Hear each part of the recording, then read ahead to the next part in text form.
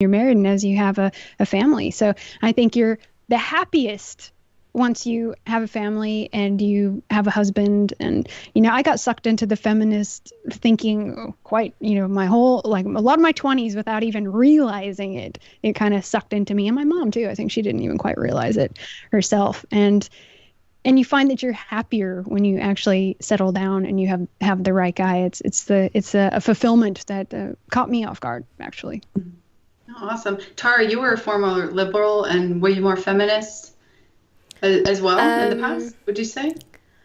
I don't know. It's hard to say because, there are so many different ideas about what feminist is, Right. I guess I was taught at school that, like, before feminism, women were arrested on the street for walking alone and subjected to horrible, like, medical procedures and stuff. So that pretty much scared me into thinking that it was necessary for women to be able to vote and stuff. So yeah, it's kind of hard to say again, since I was brought up in like such a leftist area by leftist parents with leftist friends, etc. It was just very much, and leftist teachers, of course, it was just very much like, oh, this is just the norm. And a lot of times when I said things that I thought, people would just flip out at me and be like, you sound like a right-wing extremist, like you must have been reading like these right-wing rags, etc. And I'd never even like really spoken to any right-wing people or even like read any right-wing newspapers or anything. I was just exercising my common sense, just like thinking using consistency. And yeah, so it's quite funny because looking back, it's like, it's almost as though I was like born right-wing in a left-wing area. I think we all are as women. We're all born right wing, whatever. That's just the natural order of it. I think we all have that inside of ourselves. I have some great girlfriends who are now, it's too late for them to have kids. They're married, but they got sucked into it, and beautiful, wonderful women, and they're on our page, and it's the biggest regret of their life. So that's very painful, to be in that situation where you wake up to some of those things a little late, like, oh, that's the thing that's missing in my life. So you're young and you're listening and your mom didn't tell you to have kids, find a good guy.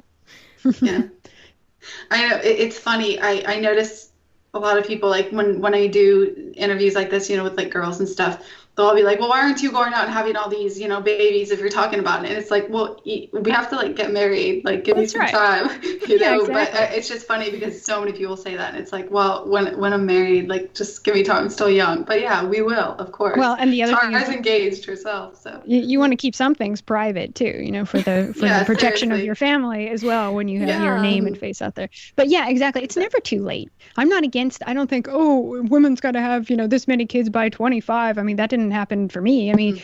Everyone's in a different place in their life and it happens differently. So as long as you have them, and great, I don't care if you're 40 and you have a kid, then at least you have some, Also, I've been seeing comments from people saying things like, you should get married when you're like 18 or 17 or something. And this is just not the case. Like, in Western Europe, throughout all of our advanced stages of history, the average age of marriage for women was 23. So you should really start looking when you're like 21, and then by the time you're like 23 or 24, then you'll find someone, And also, I really don't think that your brain is like fully developed enough to really, you haven't really formed your own personal opinion. You haven't had a chance to be away from your parents and think about things for yourself enough until you're about 21 or so.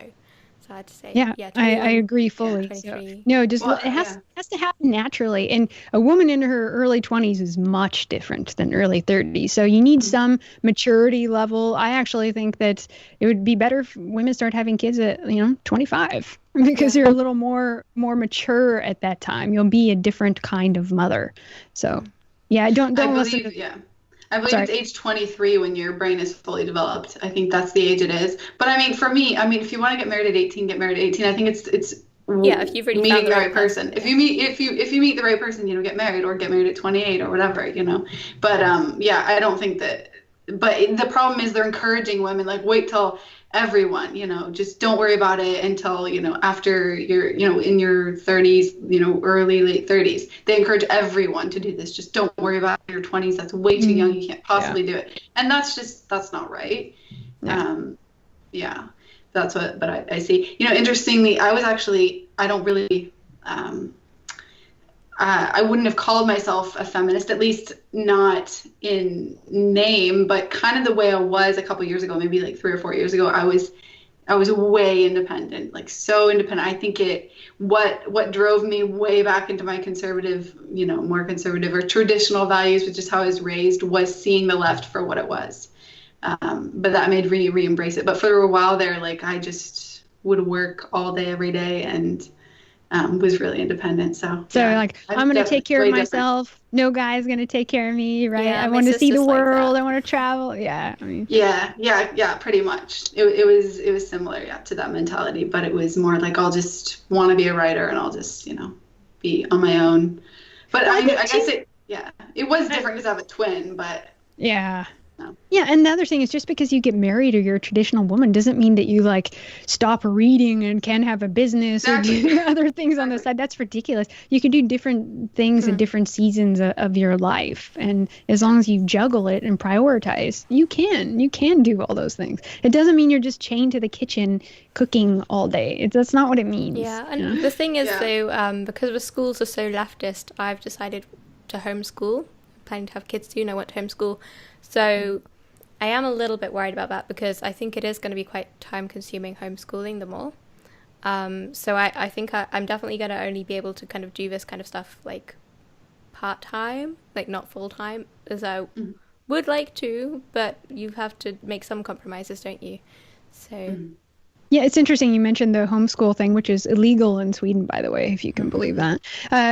But homeschool networks, I've been talking to other mothers about this too. Like, if we can have a lot of people in the same region, then we could pull together and hire a couple of teachers basically to help homeschool a group of, 20, 30 kids in the area. So it's almost like a private school. That's such a good idea. That's a great idea.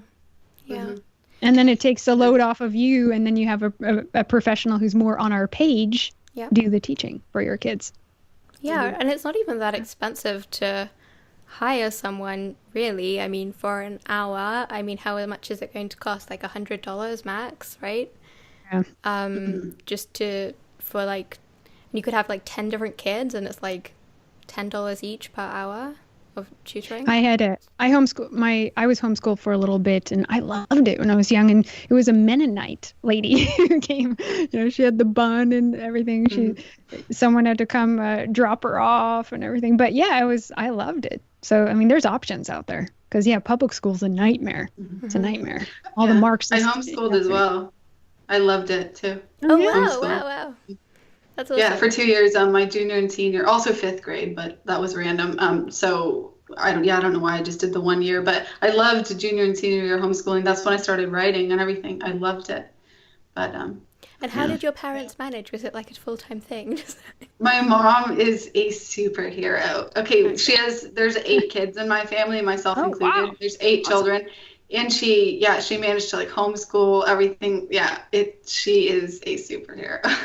Wow. I don't know how she did. So I have a lot to live up to, you could say. A lot of times kids that grow up in big families too, they don't want to have a lot of kids.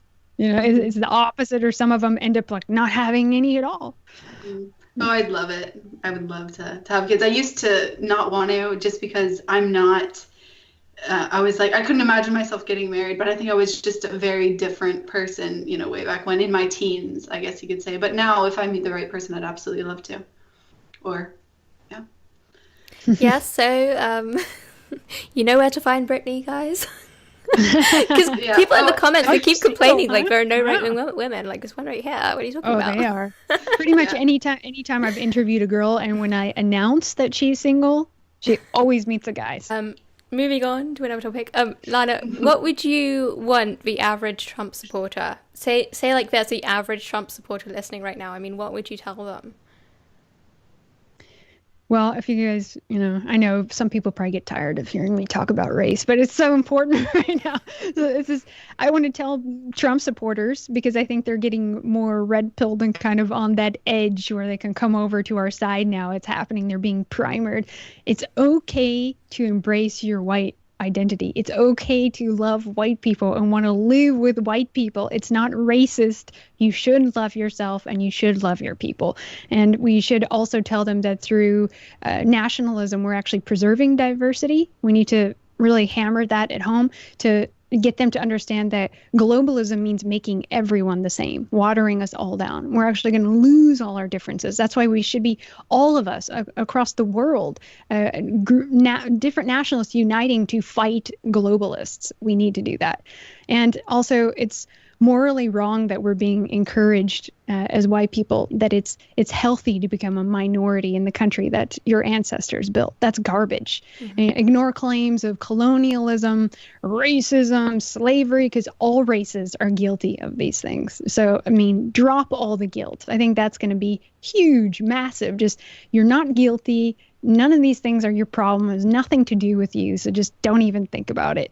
I think also start becoming vocal. There's so many people on the right and they're so quiet. The left is, they lost. Trump won. And it was contrary to what they say. The majority actually voted for Trump. So we need to start being loud and show that we're the majority. Because right now it looks like the leftists are majority just because they're so loud out on the streets. Mm-hmm. And I think we need to become more vocal about Marxism, Marxist lies and manipulation. And then also for those that are super daring, I'd say pick up Kevin MacDonald's book, A Culture of Critique. Yeah, actually, what you're saying just there just reminded me that, like, in the UK, I think in our parliament, the Speaker of the House actually banned Donald Trump from addressing the parliament. Oh, yeah. Even though polls show, and this is for the Muslim ban thing, the so-called Muslim ban, even though polls in the UK show that most British people support the idea of a Muslim ban. So yeah. Our own parliament is not representative of our people. Yes, and nor is the media. So there's this huge disconnect between the elite, like the people who control the media, the people who control the government, and the actual people of the country. How has this come about? It's supposed to be a democracy. Mm-hmm. Yeah. Mm-hmm. Well, and America was actually a republic, right? It was founded as a republic, not a democracy. Mm-hmm. That's just the truth of it. Yeah, and it's funny how lefties, they're always democracy. They bomb, they're happy like bombing other countries to bring them democracy. But now that democracy was in action here in America and Trump won, now they're like, oh, democracy, screaming and hating it. It's funny how that works, huh? Yeah. But yeah, that's the thing. Yeah. I think there's a disconnect. You mentioned a disconnect between the people and, Parliament. Here in the U.S., there's a disconnect too, because no one expected Trump to win. All of these establishment people, they were completely shocked and blindsided by it. But it's because they're not in touch with the people and what the people want. And a lot of people say, oh, well, Hillary Clinton won the popular vote. She very well may have, but then I know Trump is opening an investigation to see like how many illegals did actually vote. So we need to still see that, and then we can see actually if she did in fact win the popular vote. So I don't think so. We can't tell yet. I think you nailed it there with the illegals. Because California, they can vote with the driver's license. Well, illegals get driver's license in California, and there's like millions of people right there. So it's the illegal popular vote. And also, if the vote had been taken with the demographics that were there in the 1960s, when the US was like 90% white, it would have been a landslide.